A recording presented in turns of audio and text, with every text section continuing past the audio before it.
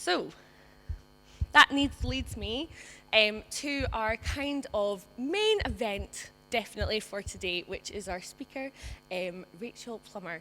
And Rachel's talk is going to be entitled Exploring Identity Through Folklore. And I'll tell you a little bit about Rachel before they come up. So Rachel is a poet, a storyteller, and a children's writer. They're a Scottish Book Trust New Writers Award recipient, and their work has been published in journals and anthologies, including Dyslexia, Dark Horse, Shoreline of Infinity, and New Writing Scotland. They are the author of Wayne, a book of LGBT reimaginings of Scottish folklore for young people, published by the Emma Press, and they were awarded a cultural commission by LGBT Youth Scotland for this project. Rachel lives in Edinburgh with her 2 young children, 3 guinea pigs, and entirely too many books, which I say is something you can definitely never have. After Rachel has spoken, we're going to open up the floor to some questions, but without further ado, please welcome Rachel Plummer.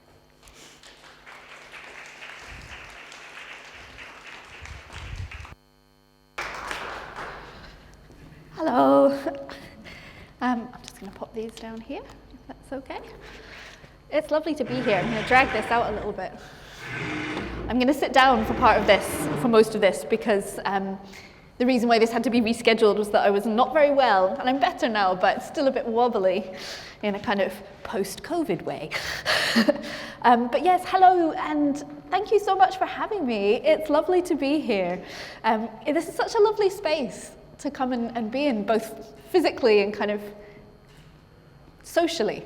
It's lovely to be around other creatives, isn't it? And to have that energy and that atmosphere. I think I'm definitely going to go away from this feeling really inspired. So let's get into it. I was so delighted to be asked to talk about folklore because it's something I love very much. I'm not an expert, so let me just tell you that right at the start. I'm not an expert, just kind of an enthusiast, someone who loves folklore very much. But I'll talk a little bit about that. So I'm, as has been mentioned, I'm a poet and a storyteller, a writer. I live in Edinburgh. And primarily I write poems for grown-ups. Wayne is actually my first book for young people. And that was actually really lovely because books for young people have pictures and books for grown-ups tend not to. And I was very excited that this book has pictures, and they're by an artist called Helena Boppert, who is an incredible artist. And so that was really exciting. So today I'm going to talk a little bit about my book and how I came to write it, and the kind of story behind that. And then I'm going to talk about folklore and what it is and how we can use it in our creative practice, with a particular focus on using it to think about identity. And then there'll be a time to ask questions. And I'm used to presenting this content, exploring identity through folklore, as a workshop. So normally I do it with people like around a big table and we talk about it. So it's going to be a bit strange to be kind of just me talking without much feedback from you guys until the end. But I'm hoping that maybe you'll have some thoughts about it in your head, and if you really disagree with some of the things I'm saying, I think that's going to be really interesting. And normally I would love to hear that, so if you want to share that at the end, I'd love to hear that too.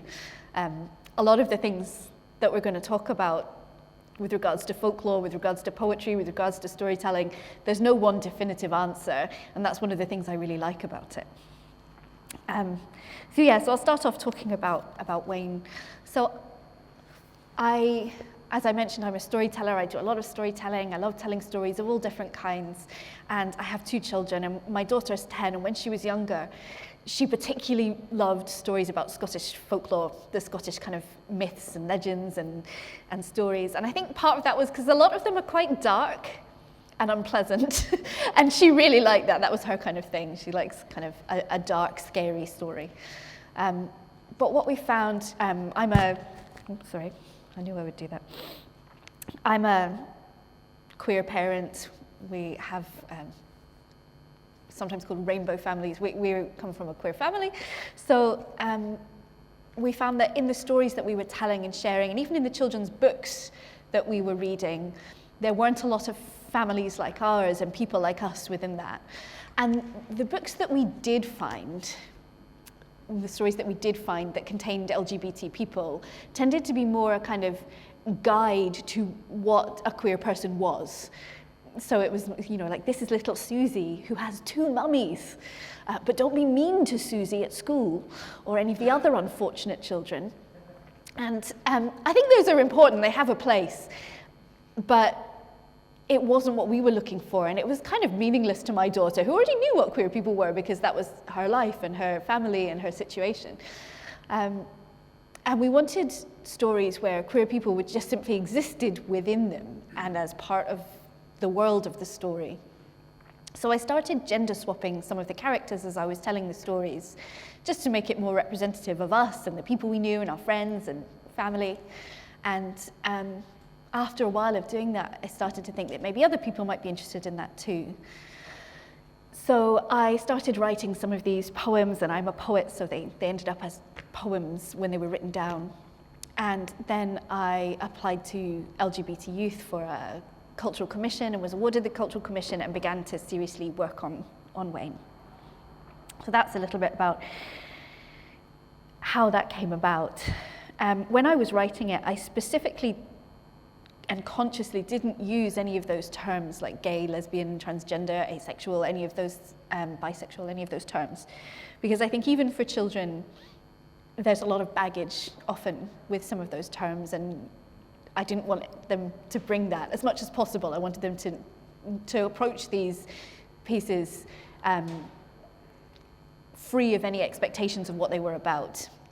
And in fact, when we were developing a resource pack to go into schools, I was really keen, alongside the book, I was really keen for it to specifically state that teachers shouldn't tell the children what the poems and stories were about, or it shouldn't say, this is about a gay parent, or this is about this, because I wanted the children to be able to decide that for themselves, even if what they decided was different to what their teacher thought or what I intended when I wrote it. I think that's really fine.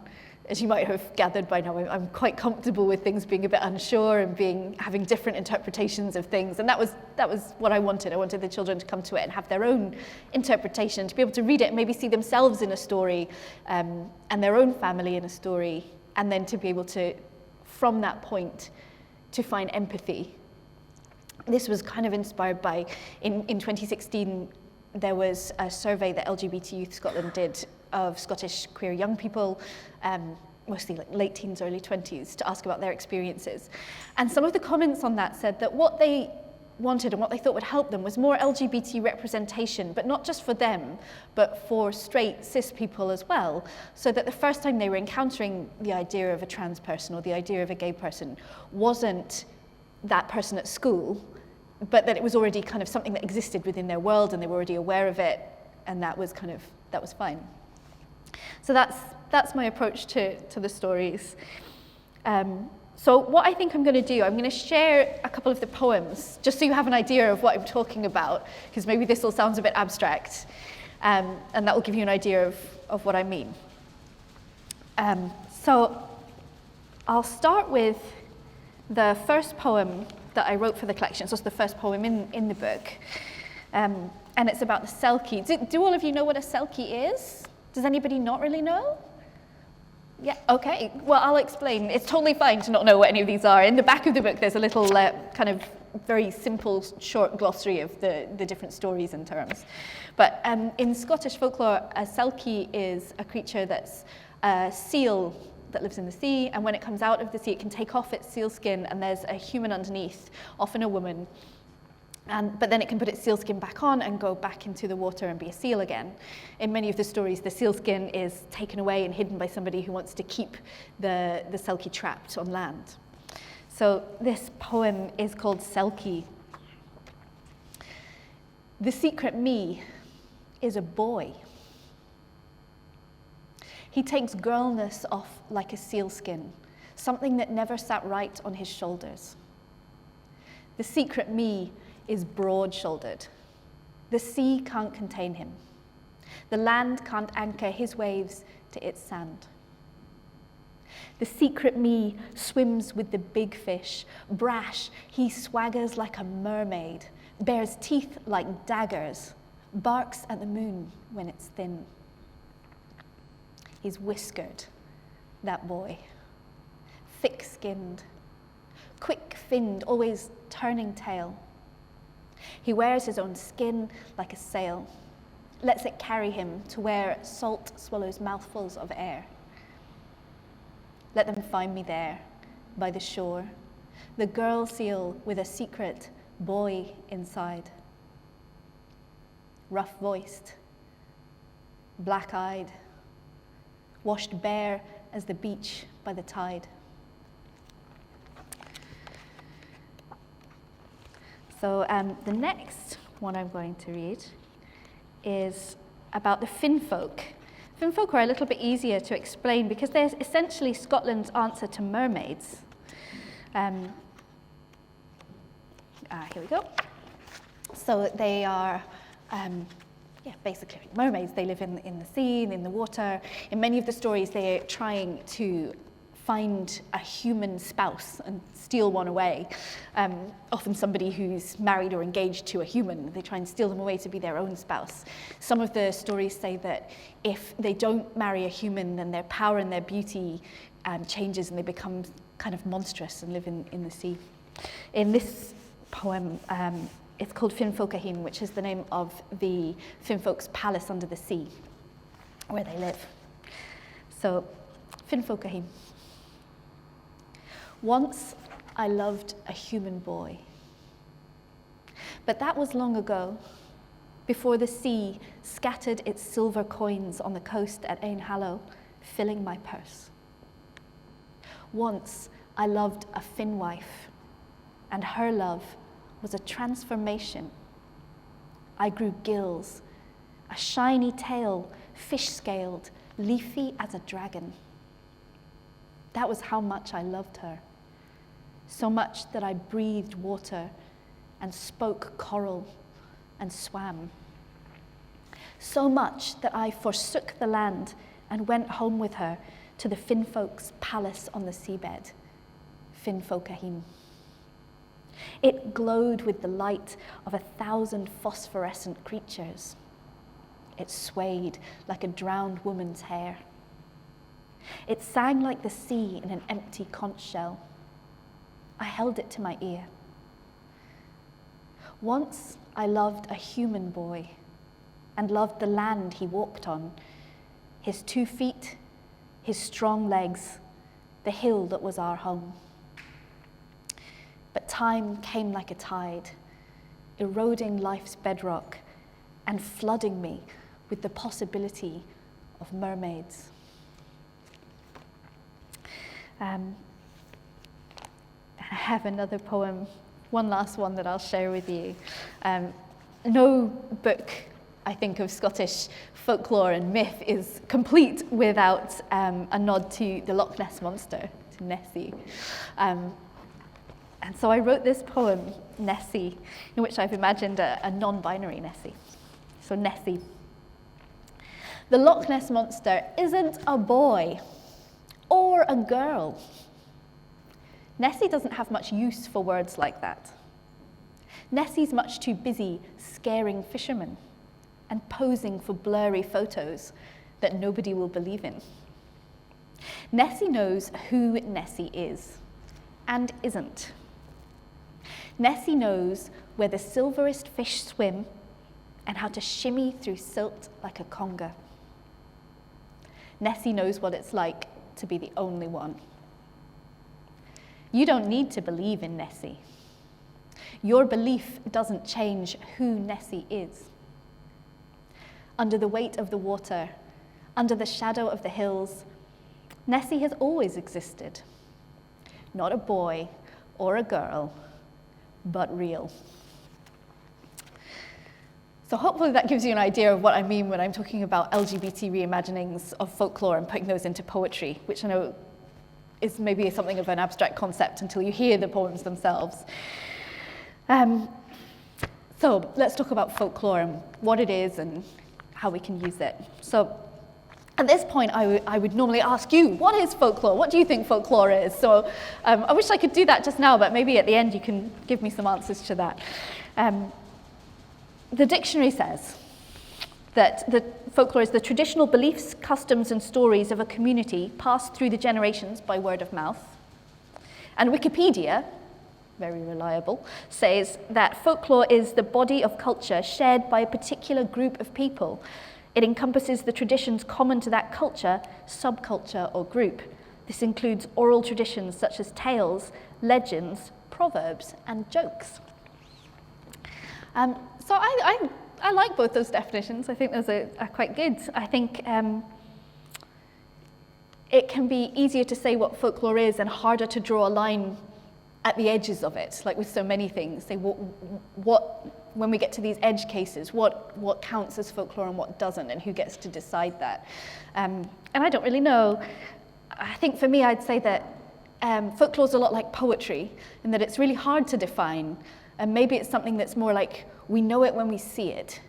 We have this gut feeling, and that's going to be different for different people. So what's folklore to you might not be the same as what's folklore to somebody else, or what counts as folklore. And that's okay. That's okay for me. I mean, maybe you're somebody who really likes things to be in a set category and likes to kind of neatly put things into a category, and that's fine too. But for me, I think it's quite interesting. I really like these things that are hard to define. I think one of the edge cases can be fairy tales. Maybe you could put your hand up, and that will give me an idea. Put your hand up if you think fairy tales are folklore, if you do. And put your hand up if you think fairy tales are not folklore.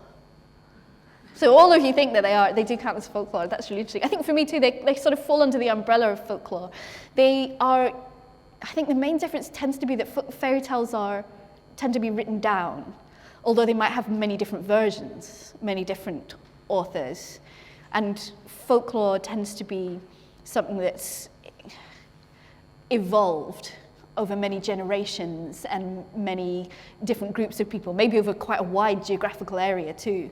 And over the years, it's really changed, in that you couldn't really point to one or even more than one person and say they were the author of it and they were the originator of it.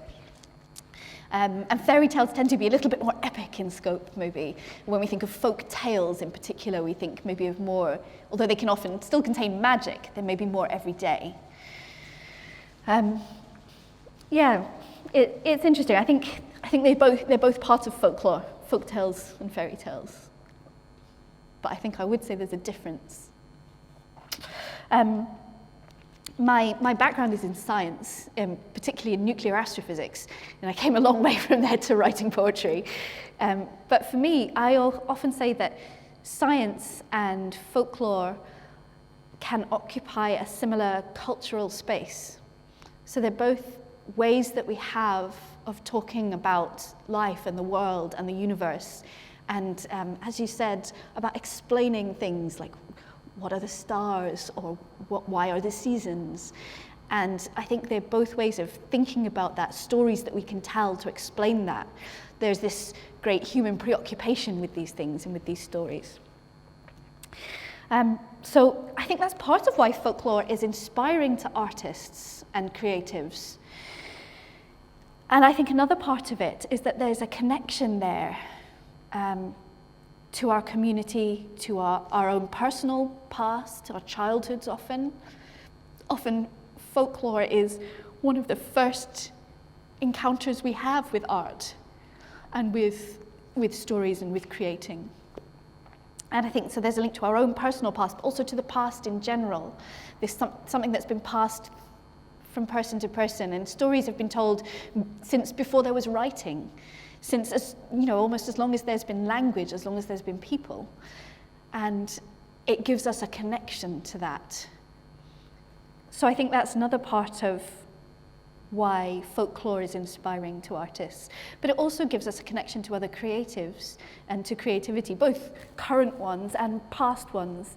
There are, all kinds of people around the world from different cultures and different places that have their own folklore, that are creating and imagining based on that, and in many different art forms. So whether that's paintings or video games or stories, poems, any kind of form of art that you can think of, folklore tends to be involved in that in some way. There is always somebody from that discipline who has thought about folklore or brought elements of that in. And part of that is that it's one of our first influences. So most of us have heard folklore, fairy tales, folk tales. Most of us have been told these stories from our parents or our teachers from when we were very young. And that's even subconsciously going to influence our view of the world and our art. I think another reason why it can be really inspiring for us is that it's sort of a blank canvas, but with less pressure than a blank canvas. So you're not creating something entirely from scratch, but because everybody who tells or retells or reimagines one of these stories puts their own spin on it, and always has done, there's some creativity involved, even if you're just straight up telling the story and repeating it as you believe you've been told it. It still involves some creativity, but there's less pressure in that creativity than having to create a story or create something completely from scratch with no idea of where to start or what to do.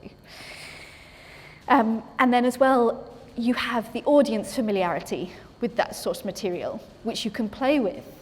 So you can subvert maybe the audience's expectations of that story, particularly with really well-known stories where you think in your culture, within the audience that you expect your art to have, most people are going to be aware of this story. So how are you going to use your art to touch on that? You can use elements of the symbolism of that, or you can mess with people's expectations and make it different and unexpected.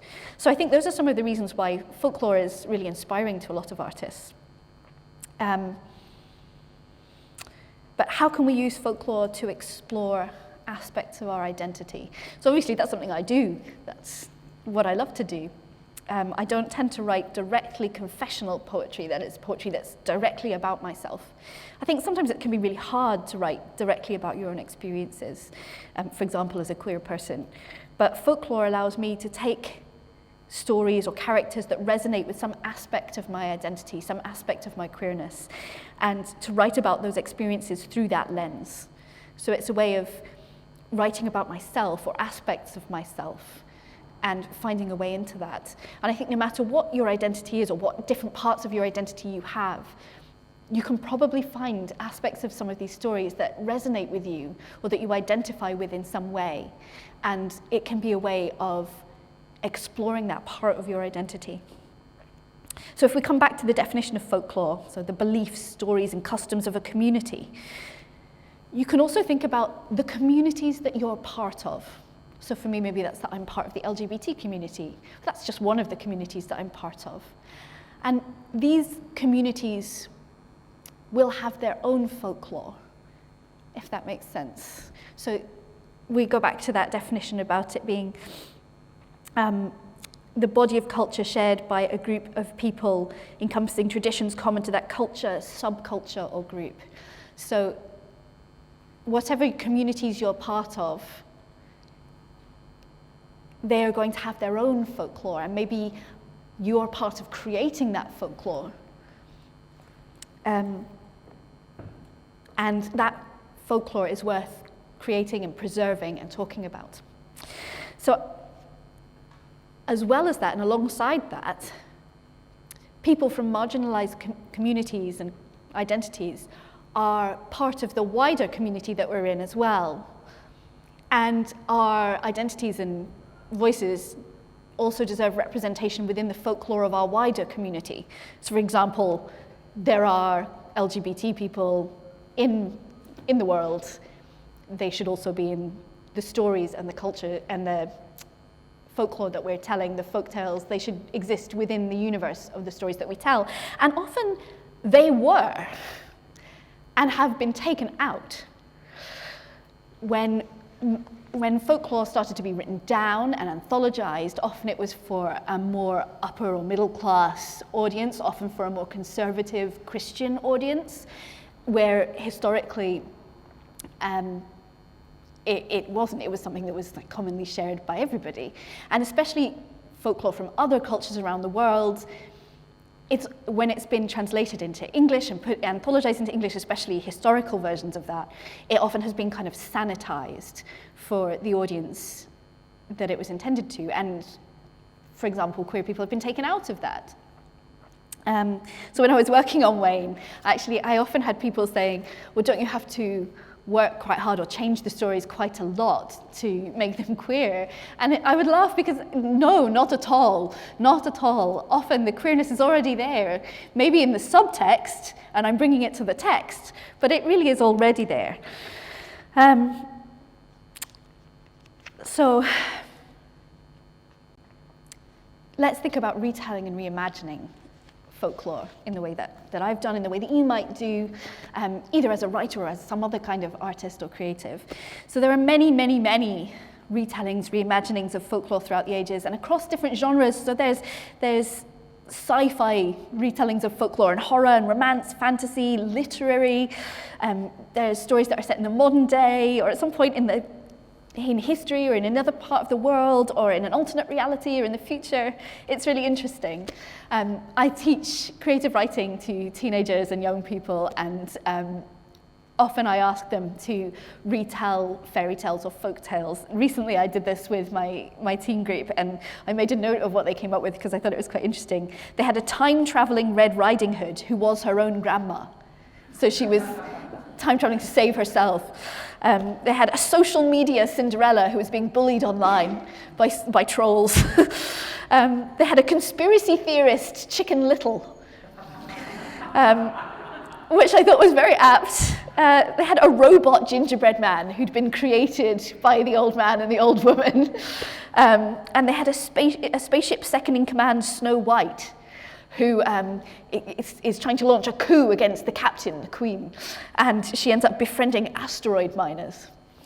So I thought those were really interesting, and I think there's sort of a world of possibility there, and each of those really made sense to me. There's a lot of possibility within retelling and reimagining folklore. And because I think one of the reasons there are so many reimaginings and retellings in so many different ways is thinking about who owns folklore. So this again would be the part where I'd ask you, what do you think about who owns folklore? We've talked about how it often doesn't have a single author. So each tale is instead the result of many people, many generations, across many places and many kind of incarnations. And it changes often with each telling and retelling. It's a living art form. It's often based in the oral tradition, so it's not written down, it's being told. So as a storyteller, every time I tell a story, even me telling the same story, it's going to be slightly different. It's going to be different depending on what point in my life I'm telling this story, what day I'm telling it, how I'm feeling, and what the audience is like. So I would change it depending on the audience. So each telling, even that I make, is slightly different, let alone when it's passed through person and person and person, and those are told and retold. I would maybe argue that folklore, it belongs to all of us. Certainly all of us from whatever culture that folklore comes from, that particular folklore comes from. So there's no right or wrong way to tell or retell these stories. But there's a line, it's often a blurry and a complicated line, between a retelling folklore and appropriation. So it's a bit of a blurry line. So I myself, I've faced this and thought about this a lot. My family are originally from mainland Europe. They moved to England during the Second World War. Well, they had to. They left. And then in my teens, I moved to Scotland. So I feel like I have like a lot of places I'm from. My partner is Scottish, my children are Scottish, they're from here. And the Scottish stories were the ones we told, which is why we retold this, but I wasn't born in Scotland. How much claim do I have to Scottish folklore? It's a really interesting question, and again, I'm going to say there's not really an easy answer. There's not a really straightforward answer. I think this is one I would definitely say to beware of anybody who tries to tell you there's a really simple answer to this. So there's a big push against people in our culture only telling and retelling and popularizing stories from white European folklore and not including and not telling stories from other cultures. But then equally there's a push against people from our culture taking stories that are from cultures that maybe have been historically oppressed by us and then using them for our gain. So using them to write a best-selling book, and maybe that story is better told by somebody from that culture. And maybe we only have a superficial understanding of the kind of cultural context of that piece of folklore as well. So it's a really hard thing to balance, and my only advice to you would be, if that's a position you find yourself in, to be conscientious about it, to think about it and be intentional with what you're doing, and to approach it with humility, particularly to approach interactions with people from that culture who might have something to say about your interpretation of the folklore with some humility, and be open to talking about that, thinking about that, reading about that, and considering it. So, to finish before we have some questions, I'd say that folklore can be a really rich source of inspiration and material for your creative practice, and it can be a way to express and explore aspects of your own identity within your art, whatever that might be. Often it's one of our first encounters with art, so consciously or not, it can influence what we're creating for the rest of our lives. But when you discover new folklore, new to you folklore, that can open up new wells of potential inspiration and reserves of your creativity. And so it can challenge you as an artist, and it can also challenge your audience. I hope that you can find ways to include folklore in your creativity. I think you'll find it really rewarding. I'd like to end with another one of my poems, another one of my folklore retellings. This one's definitely kind of fairy tale retelling. And I don't think you particularly need to know the story behind this one. It's your typical dragon story. There's a princess, there's a dragon. And in the original story, the princess's dad says that whatever knight from wherever around the world can kill the dragon will marry his daughter, and she doesn't really get much of a say in that. Nor does she get much of a say in being handed over to the dragon. So I wanted to give her a bit more agency and a name. So this poem is called Merida. This is the way the world is, they said, as they rounded up all the young girls to feed to the dragon. There will always be dragons, and they will always be hungry, they said. Nothing to be done. This is the way the world is. The king wept as he gave up his daughter and thought it would be better to give her to a man than to a dragon. So he told all his knights that whoever killed the dragon would marry the rescued princess. Princesses never get to decide who they marry. This is also the way the world is, they said, as the men rounded up their big swords and their armor. Princesses are for rescuing and marrying, for dresses and looking pretty. Everybody knows it, except the princess. Her name was Merida. Merida had big leather boots to tuck daggers in. Merida had a chainmail dress and a flame-proof hat. Merida had stopped listening a while ago and was already climbing down the dragon's throat to stick a silver knife in its stomach. Ouch. This is the way the world is, Merida said, when the dragon lay dead at her feet. Unpredictable, full of strength and fire. She told the other girls, "You are not princesses, but you are worth saving too. There will always be dragons. Marry whoever you like." Thank you very much.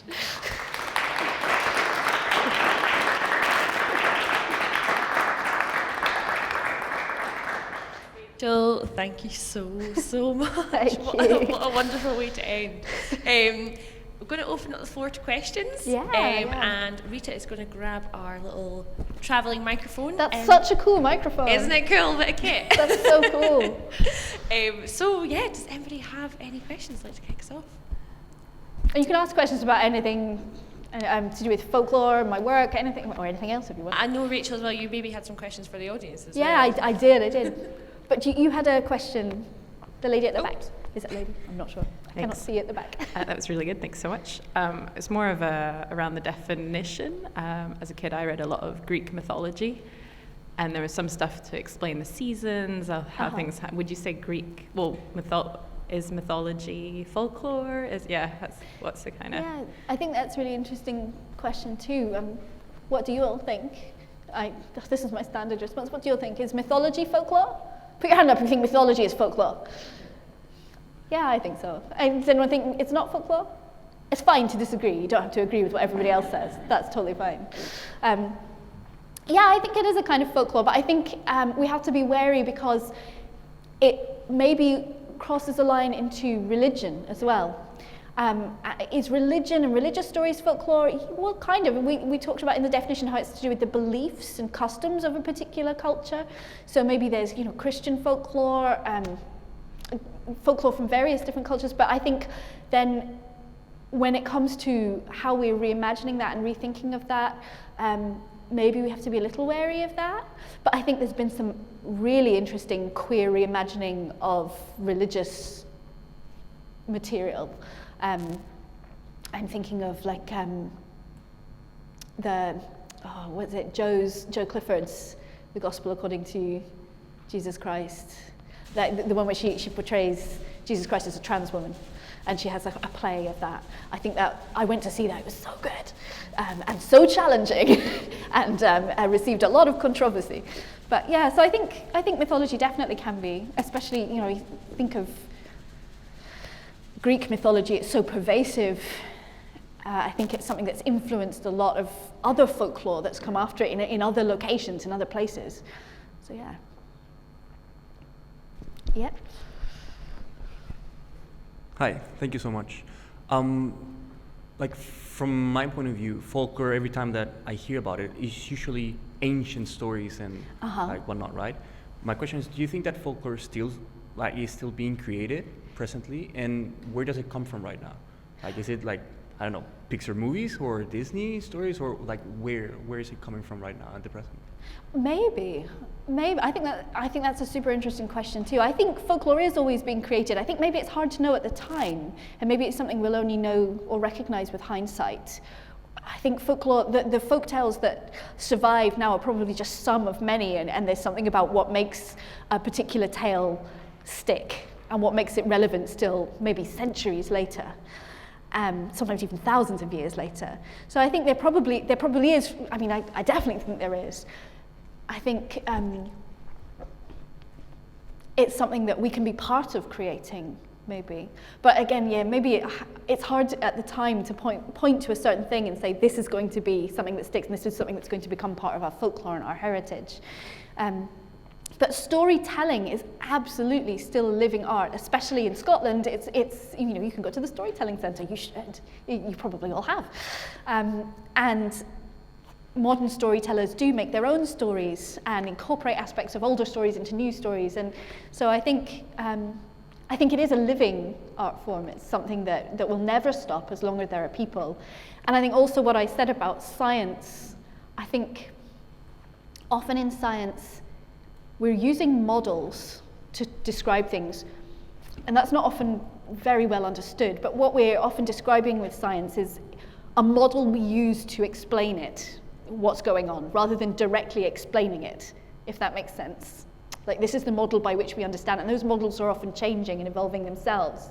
And so in a way, I think of them as a kind of folklore, in the sense that folklore often was a way of explaining something about the world. Many people at the time maybe often believed them to be true, and this is the same with our scientific models now. So maybe science in its own way is its own kind of modern folklore as well. Does that make sense? Yes? Question from the bench high. Just keeping the mic. Thanks again for those reads. So just here more back to the science. Can you tell us a bit more about your transition from, you said nuclear physics or astrophysics? Sorry.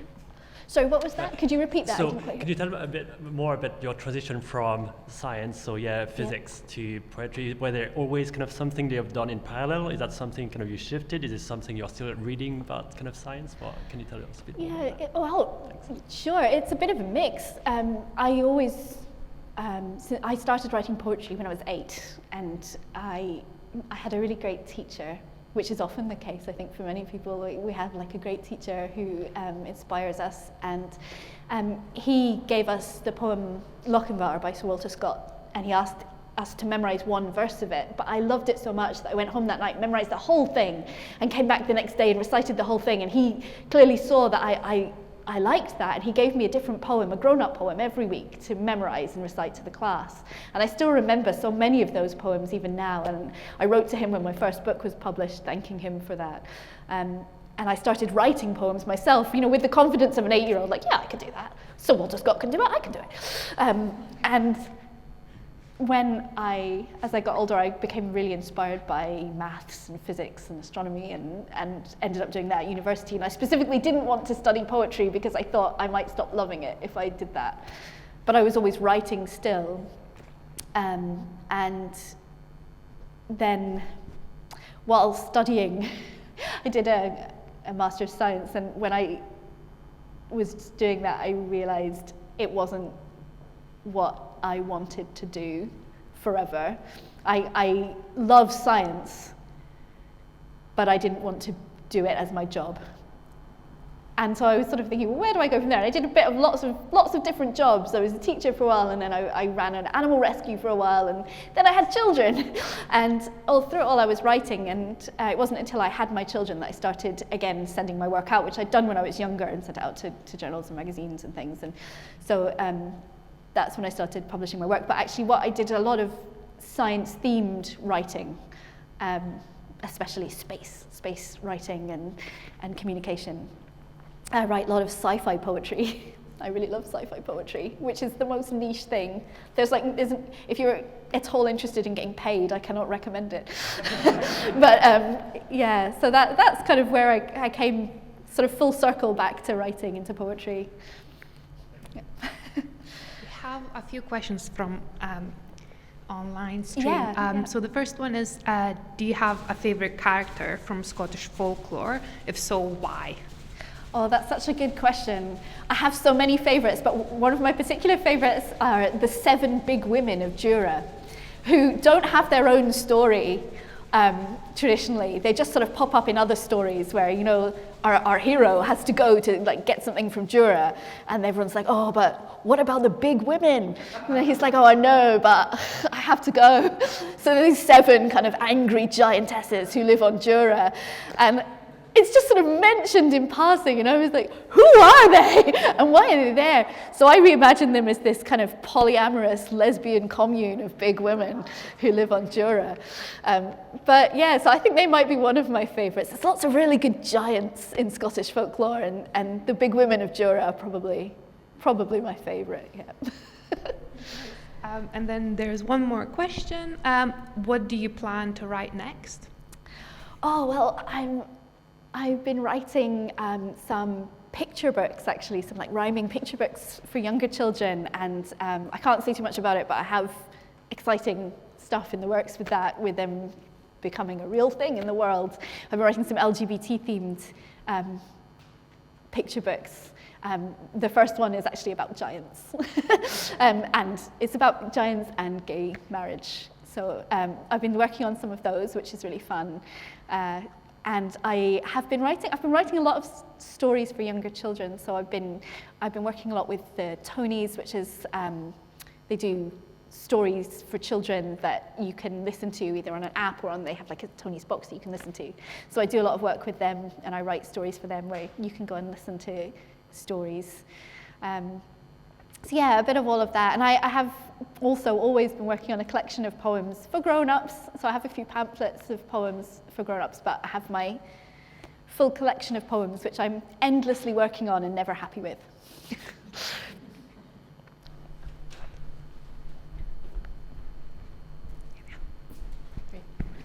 Thank you for sharing, and I love the way that you read your poems. Oh, thank you.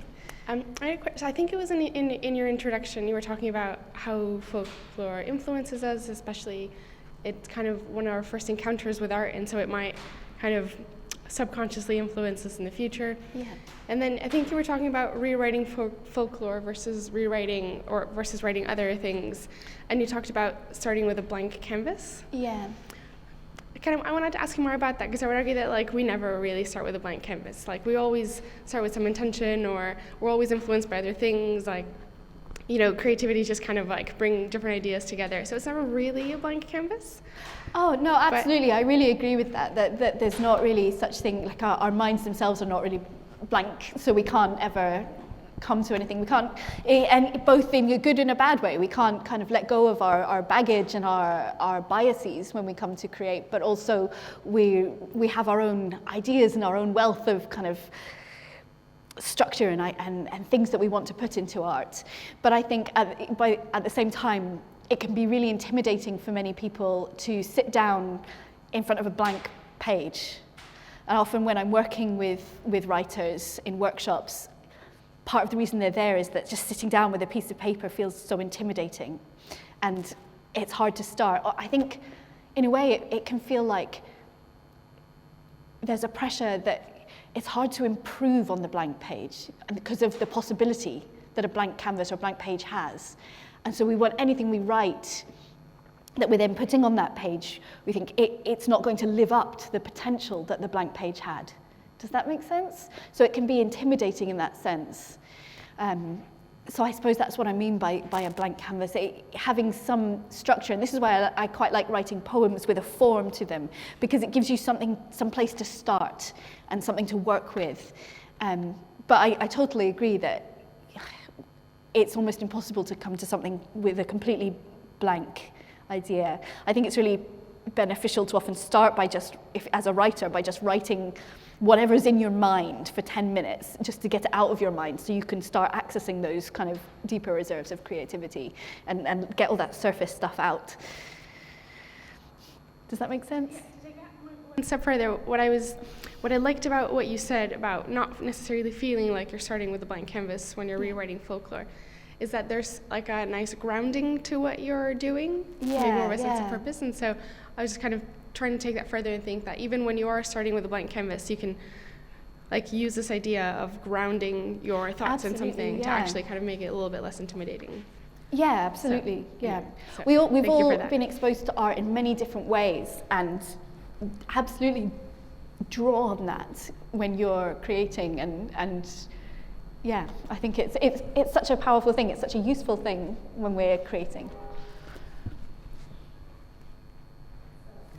Okay, we are out of time for questions, I'm afraid, but Rachel, thank you so much. I'm sure I speak Thank you on for behalf of having me. everybody. No, not at all. That was wonderful. And yeah, I mean, I'm feeling super inspired to write some stories of my own. Yeah, absolutely. Do. Thanks so much again, Rachel. Thank you very much.